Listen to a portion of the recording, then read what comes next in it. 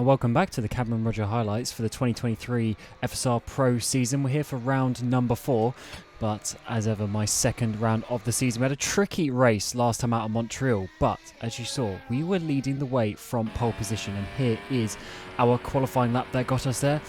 Unfortunately, Ard Ercan, who actually set a faster lap time, couldn't start the race, so that promoted us to pole position, a 28.0. And coming into this weekend, on the Saturday before, my PB was a 28.46, I believe. But I just did some extra practice on Sunday morning, and I just found some extra time. We got into the server, and it was a lot more grippy actually than our practice server, so the car was absolutely hooked up and I was dialed in and motivated. I did a 0.1 in the practice session as well, topped the practice session, so I knew we had good pace and I was just in the zone. So we managed to end up doing a 0.0, which was by far my personal best. It was a pretty solid lap. We had a bit of a mistake there in Luffield.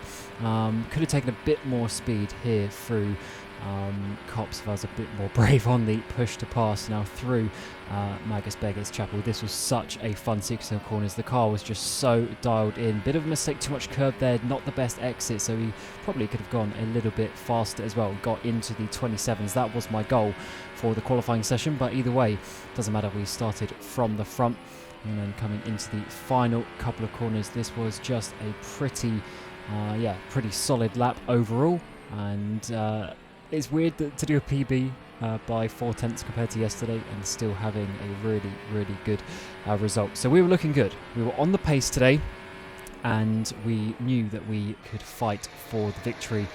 And as I said, with Ercan unfortunately disconnecting or having some sort of issue, we were promoted to pole position. And the goal for this race was basically just to, well, of course to win, but to just have a nice solid result. We haven't been in a position like this since about 2018, so genuinely it's been 4 or 5 years since we were starting. I think my last pole position in FSR was Suzuka in Pro 2018, so yeah, almost 5 years ago. We line up. Got George Zaligianis next to us, and we've got Patrick Asvet just in behind. And as the lights come on, we look from George's point of view, and when they go out, we actually get a pretty equal start, but I managed to just squeeze over to cover him off, so not do anything silly down the inside. George goes a little bit wide, pushes Patrick off into the runoff zone, and this is good for us because we are just having a nice clean run through this first sector, and Patrick actually gets a bit of a bump in behind as well from the Super Venturi car, and this means it is a two-way battle at the front of the race coming through this sector 1. And as you see, when we get towards the end of lap 1, I've got almost a second gap from George already. He's got about a second and a half, so I think it's Victor Ivanov who's got up into that 3rd place. So this is working out really well for us. We've made it into a 2-horse race already, and coming on to lap number 2, you see the gap is looking pretty nice for us, and we are starting to pull away. It's an easy 2-stop on the tyres, so no fuel or tyre saving I should say during this race. George on lap 3 doesn't get the DRS either, so we're looking good, but on lap 4 he does, and we are just chilling. We're trying to pull a gap, but George decides to go for it. He uses some push to pass, goes inside, sort of half defend. I'm like, no, let's just let him go through, and we'll try and follow him because we do not want to let the guys behind catch up. As you see here on lap 6, we are struggling a little bit to sort of overtake him, but the guys behind are starting to close in slowly but surely, so we need to start pushing. So we have a pretty clean run through sector 3 there, and coming in towards turn 7 he makes a mistake, so this is the opportunity. This is where I need to pounce to get a good run through turn 4. He goes wide, we get a nice exit on that push to pass, but George as well uses it. Look at how he pulls away as I don't completely dump the battery, so we get closer and closer in towards Brooklands, but not enough to make an overtake. But we do know that this is our opportunity. He's starting to struggle a little bit midway through this first stint of the race.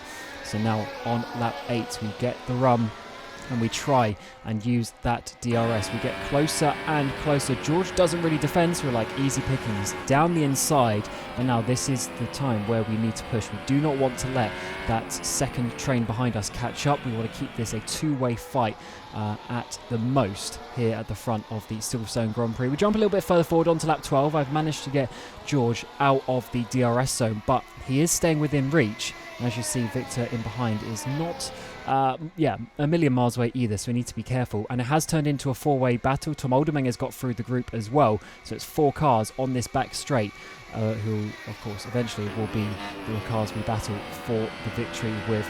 It is lap 15 though, so pit stops are around the corner, and Zalagianis decides to go for a little bit of an undercut. My plan was always lap 16, but he goes lap 15, and coming out though, he goes behind 1, 2, 3 cars. There's even a couple more ahead, so I think it's about 5 cars he's behind. So we're speaking on the radio with our engineer Damien Scovron, and we're thinking, what should we do? Should we stay out a lap? Should we cover it? But if we pit, we're just going to be in the middle of all these cars.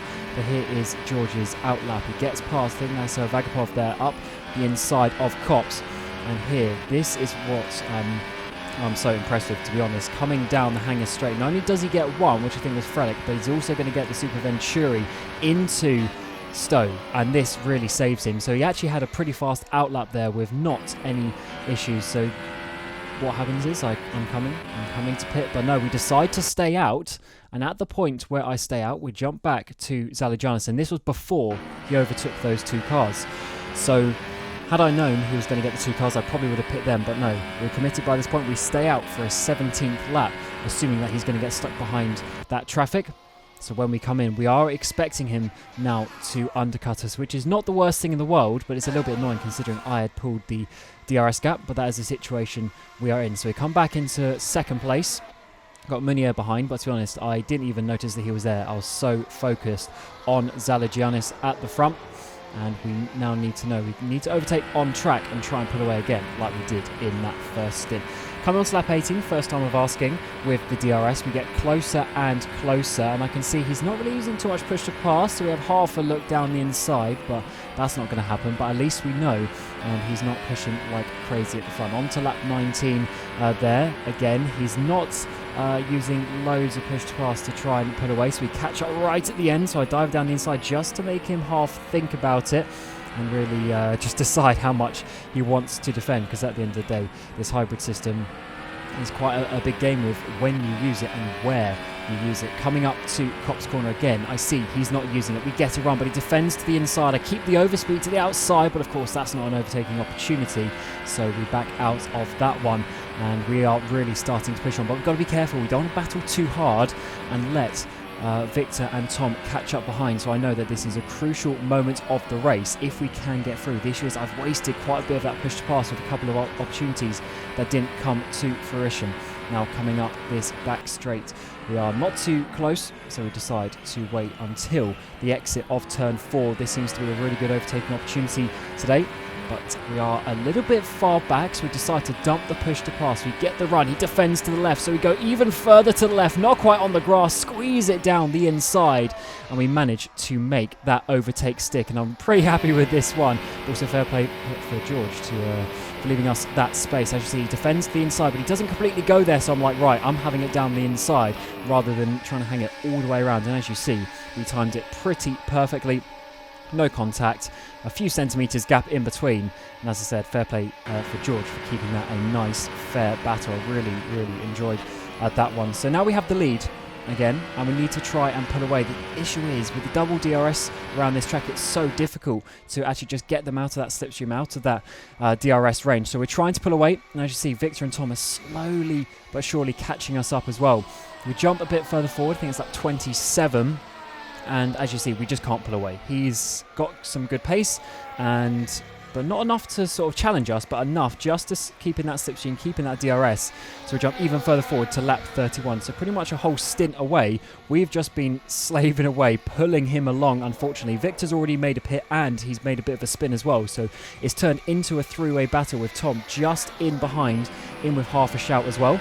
And once again, unfortunately, we let George undercut us. This is 11 laps to go for the medium tyres, which is doable, but I was more happy doing 10 laps full push. So they get the undercut, and as you see, they come out into absolutely clean air. So we know we are going to be undercut, and it's going to be full beans to the end. Lap 32, we decided to come in, and we slot in between the two drivers of Zalagianis and Oldermanger, and now this is it. 10 laps, three-way battle to the end of the race, and I can tell you, especially between me and Tom, no team orders, we are pushing ourselves for the victory. And here is the gap, as you see, lap 34 now. We're trying to close it in. We are trying to close it in.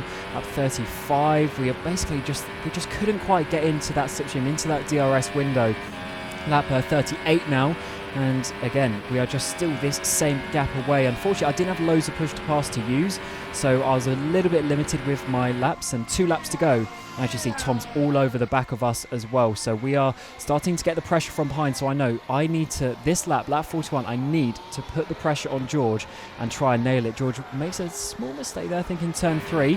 And as we come up through sector 2, we are getting closer and closer. So coming out of Copse Corner, fortunately just out of the dirty air window, so I still get a good run. Use a bit of the push to pass and try and get into that DRS window. It's 0.7 around here. Here is the detection zone through this sequence of bends. And it is important. Do we get DRS? Can we have a last lap shootout for the victory? We've had the pace today. We've had better tyre wear than George, but can we get the track position, of course, at the most important lap, which is the final one? And we do get DRS, so that puts us a couple of tenths closer coming into this final lap. But I am worried about that back marker up ahead. Is he going to give George the DRS himself, which will make it very difficult to overtake her? We are running low. We've only got about 20% push to pass coming for the final lap, which is really enough for maybe 1.5 straights of pushing if we want to make this work. Coming through turn 1 now, thinking maybe out push to pass. We are closing in. We are getting closer, and I know this is my opportunity. I'm going to be able to get the victory if I can just stay close and use the slipstream to my advantage. We get a good run out turn 4, but no, we get a bit of a slide, so we lose a couple of tenths there. So this corner of Brooklands isn't going to be the one, but again, we just need to stay close. I follow him in the slipstream. We get closer into Brooklands. I'm still concerned about that back marker up ahead, and as we come through Luffield, we know that this could be the opportunity to get the run and stay close. He makes a bit of a mistake, so I know his rear tyres are starting to give up, so we use just a little bit of push to pass here. We stay in that slipstream and we are staying nice and close. This is the opportunity to get a good run out here and then get the DRS down the back straight, but we lose just a little bit of the front end in the dirty air. Miss the apex a little bit, but it's not over. We are still just about close enough coming through Magus and Beckett's. We have to send everything we've got through Chapel as we go on the power. We make a bit of a slide, unfortunately, and there goes the victory, but also there goes second place. Tom Olderminger, our teammate, comes through for that second place, and he's had an absolutely awesome race today. But here is the POV of the couple of mistakes that we made. So first of all, we were just too close, a bit too much dirty air, missed the apex as well. That didn't help. Going off the track, lost a few tenths, but as I was saying, it is not over. We could still get him, especially into that final chicane, with one huge effort down this back straight. But as you come through here, we just slide it on the rear, too eager on the throttle, and unfortunately that is it. And as we see it in slow-mo here, see we quickly go down to 4th gear. I did that a few times just to get the front in, and this is good. The car's starting to settle a bit. You'll see it settles down here, but then we increase the throttle and it's just too much at that time. A bit too eager. He doesn't get the best exit either, so there might have been half an opportunity into the final chicane, but not on this occasion. As you'll see, our teammate there comes through. So unfortunately, not only is it not first, but it's not second as well, and we have to bring it home for third place. I wasn't going to get Tom at this point, and also being our teammate, he's higher in the championship as well. I'm not going to take him out in this final chicane, so we'll just take third place. Disappointing. It's definitely disappointing to not get the win, especially starting from pole and leading for so long. We definitely had the pace, but we didn't have the strategy today. Unfortunately, George did such a good job out the front. Fair play to him. He followed me.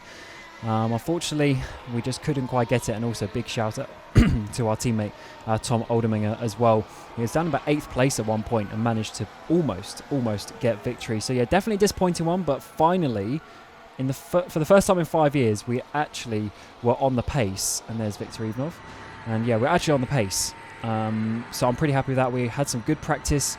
We had some good motivation after the shit show that we had in Montreal, to be honest.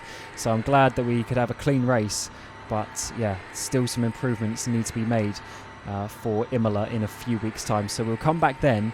We'll try and stick it on, on pole, maybe on the front row once again, and we'll go for victories. So yeah, thanks for all the support in the YouTube chat, by the way, for those watching. That was that was really nice to read, and hopefully we'll see the number 57 on the top step of a podium once more this year.